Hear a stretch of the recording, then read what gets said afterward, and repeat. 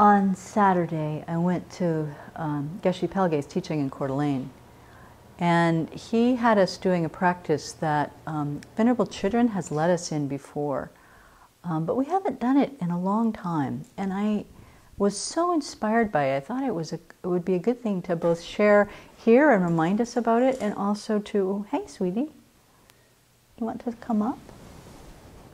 Do you think you want? No, maybe not. Maybe. Cool. Well, we can do it for Manjushri too.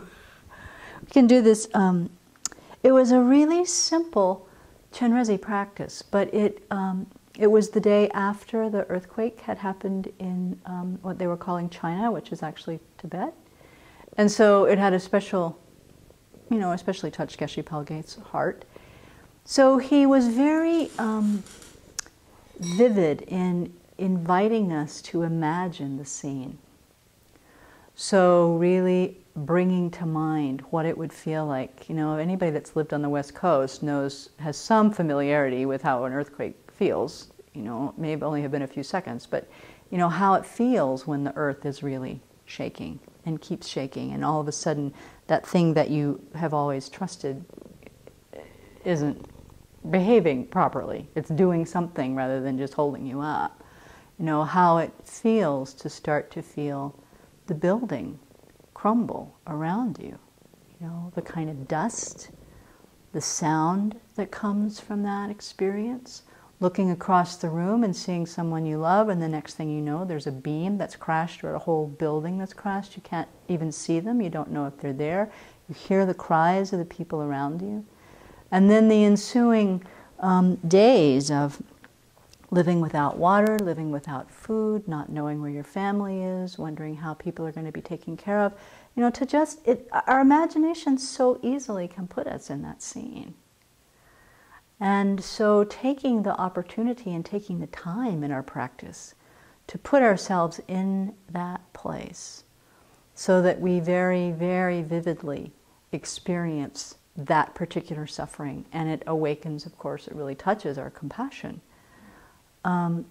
And then to visualize very simply Chenrezig, or whichever Buddha you connect with, in the space in front or on the crown of your head.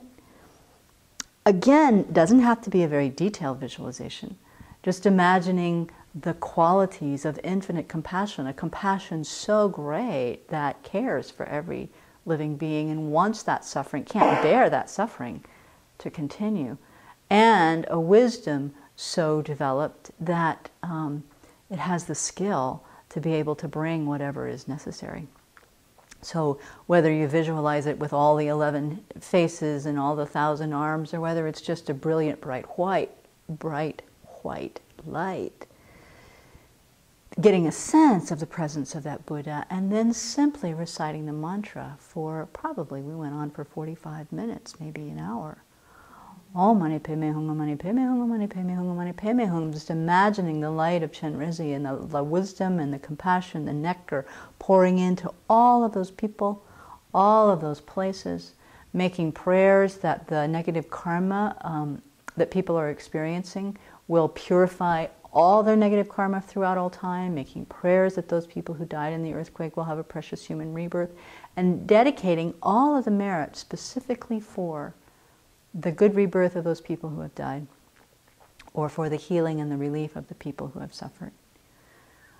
So it was so simple, and it was so powerful, and it's so accessible to have that kind of visualization, to take the time and to put in the effort to imagine the suffering of a specific kind of tragedy, or to imagine the suffering of an animal realm rebirth.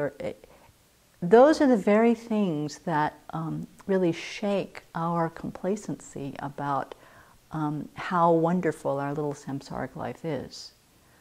And those are the very things that help build our compassion muscles. And they're the very things that help create the merit so that we can become that Chenrezig. So it just seemed like such a rich practice, and something that can so easily be done anytime, anywhere. And of course the power of the group doing it was exponential.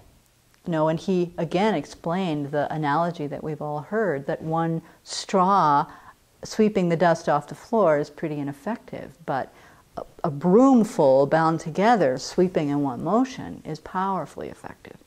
So also having confidence that the group practice can have a huge positive benefit. And it's not so scientific. It's not like we can say, oh yeah, we did this practice and I'll bet 4 people feel better now. We can't be so literal about it. But certainly our own compassion grows.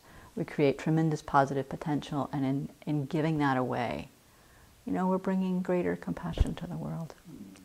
So it was a very beautiful practice, and I thought it'd be well worth sharing in some detail because it was very powerful and beneficial.